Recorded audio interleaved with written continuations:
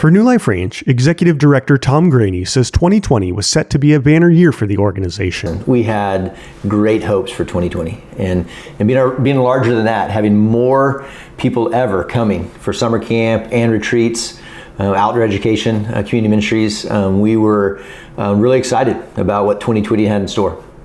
But like most of the rest of the world, when COVID-19 hit in March, things took a drastic turn. That really brought our ministry to a screeching halt, which meant our revenue stream came to a screeching halt as well. And so that started us down a path of, Normally in the spring, New Life Ranch serves retreat groups nearly every weekend and school groups during the week for adventure education camps. During the summer, they run 8 weeks of camp across 2 sites. Tim Hale, Director of Development, said that with spring retreat and school groups canceling and the state of summer camp unsure, the realities of a difficult financial situation became very apparent. We saw our general income, our general revenue impacted in a way that I don't think it's ever been impacted. We keep using the word unprecedented. I don't think it's ever been impacted that way here at the camp. With that, we're projecting probably about a $2 million loss in revenue for 2020. In order to mitigate some of the loss of funding, Graney says the organization had to make some very difficult decisions to cut staff and programming and substantially reduce spending. Now we've taken significant steps in reducing our expenses as far as our budget, with just general spending on things. We made the difficult decision of eliminating 15% of our full-time staff.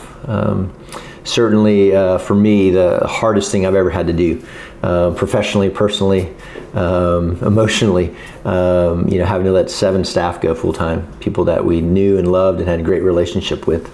Graney says they qualified for a Paycheck Protection Program loan and were able to have summer camps, though with the reduced number of weeks and campers. They also launched a recovery fund effort to try and raise an additional $1.2 million. We had a $1.2 million recovery fund goal, and thus far we've raised a little over $1 million of that, so people have been very generous. We're so thankful and excited about that, which means we have about $200,000 to go still.